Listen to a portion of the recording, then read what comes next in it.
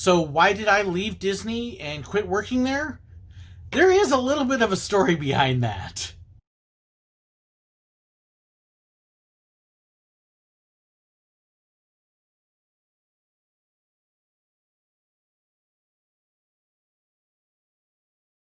So I had a couple people mention to me that along the way, while I've hinted at it, I've never really shared straight out why I quit Disney and don't work there anymore.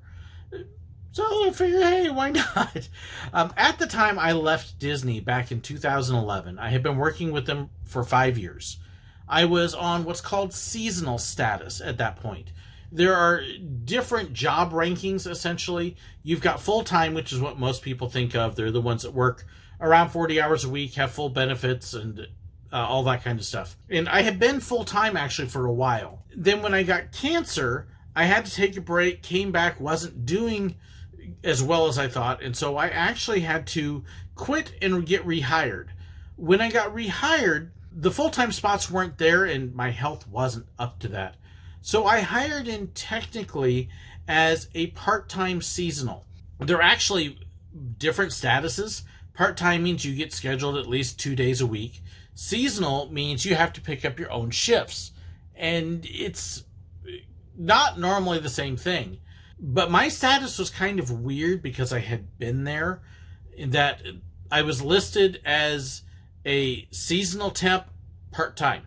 Don't ask me how it worked, but it basically meant that I got scheduled as a part-time worker, but I had more flexibility in being able to pick shifts, to take time off if I needed it. I was in a spot that if I was not feeling good one week, I wasn't going to get penalized for not working like a normal part-time person would. But at the same time, it also allowed me to be free to work up to full-time hours and kind of have first pick at a lot of shifts to be able to choose what I was going to do. So it was kind of a nice, cushy status. I didn't have all the benefits a full-time worker would, or even some of the ones a normal part-time worker would, but I had a lot of them. Well, come 2011, we had been working in churches, because that is my job. This is actually my church office. And we knew that we were looking for a new job, a new position at a church.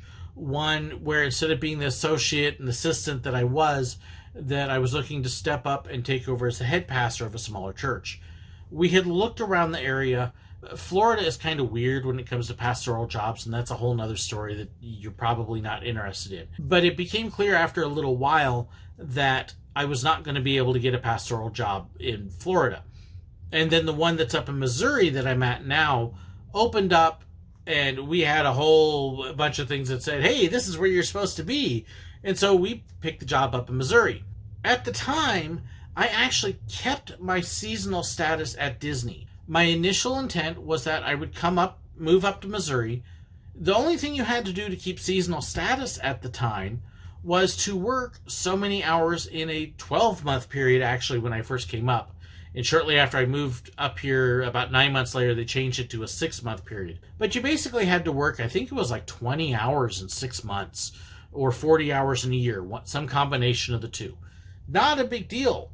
And I was thinking, hey, I can move up to Missouri, and then every 6 months, 9 months, I'll go down to Florida, stay with some friends of mine, work my time at Disney, and I can keep my employment status that way. And then I've got all the perks. So if we decide to come down for a vacation, I've got my free admissions for everybody and my cast discounts and all these other things, and we can essentially do a cheap Disney vacation that way. That was the intent and the plan.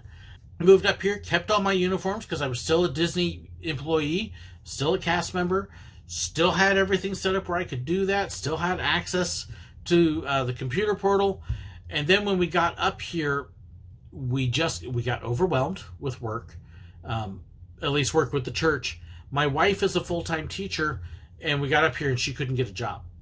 Could not get a job at all. There's just tons of teachers here. She actually went 1.5 years without being able to get a full-time teaching job. She started substituting. In fact, the reason I went and started working at Silver Dollar City while here was because she hadn't been working in a year, and we needed the money desperately. So I actually picked the job up at Silver Dollar City just to pay bills and put food on the table. So when it came time to like, hey, fly down to Disney, there was no money for a plane ticket. There was no way I had any way to be able to get down there.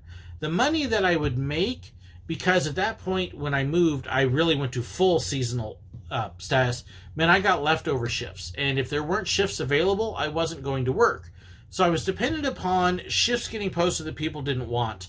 At that point, Disney actually had hired enough people that there weren't very many shifts. And with no plane fare, not a whole lot of shifts available, it was one of those things that this is not going to work for me to fly down there. I'm going to pay as much to go down to work as I would earn, and we don't have the money. Well, hopefully we can stretch it out. Maybe we'll make it work.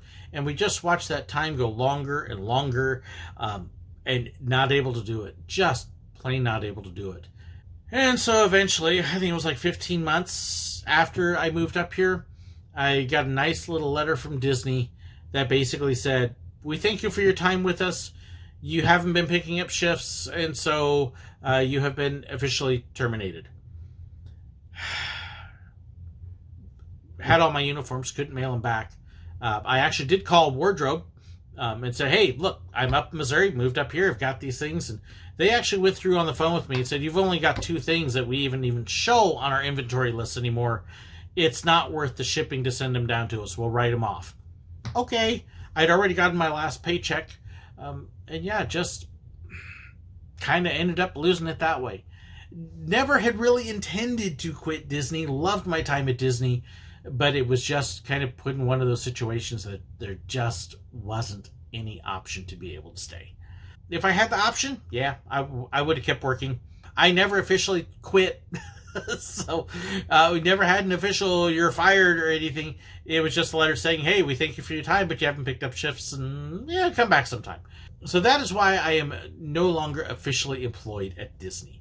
Yeah, not a real dramatic story, not a big deal. It does explain how I've got my costumes still, and the good terms I'm on with the company. But yeah, it just didn't work out. Sorry, I know, nothing dramatic and exciting, but there you go. So I'm sure some of you have great stories about why you left. Do you have other questions about why I left Disney or even Busch and stuff? I'd be happy to answer them. Please share them in the comments below. Thank you for liking the video, sharing it, and subscribing. And don't forget to hit that bell so you catch the next video. Thanks so much for watching. God bless. Let me see if I can find my letter here. Do I have my letter? I'm going to look and see if I've got my letter. I think I might. Let's see.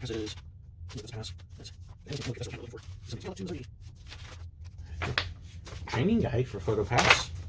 Wow, I didn't even know I had that. Oh, that's my it's my QA training guide. Ooh. I need to go through this stuff more often. I forget half the stuff I've got.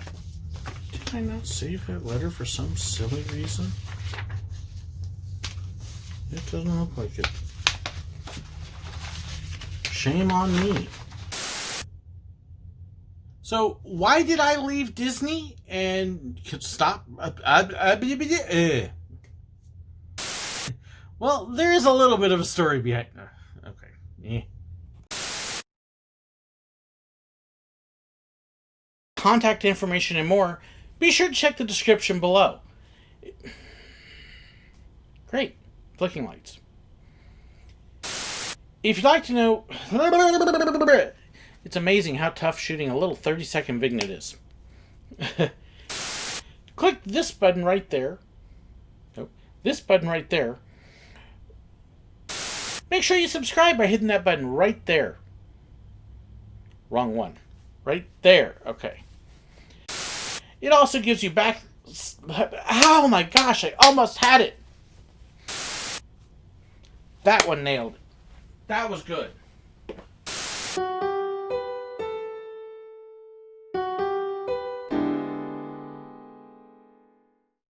If you'd like to know about my merchandise, contact information, fan pages, and more, be sure to check the description below. If you want to make sure you don't miss any of my videos, hit that button right there to subscribe. And if you want to see another one, well, I've got a great video for you right here. If you'd like to be like these wonderful people here too and support me financially on Patreon or YouTube, well, hit that little button right there. It'll even give you behind the scenes access and more perks. Thank you so incredibly much for watching, and God bless.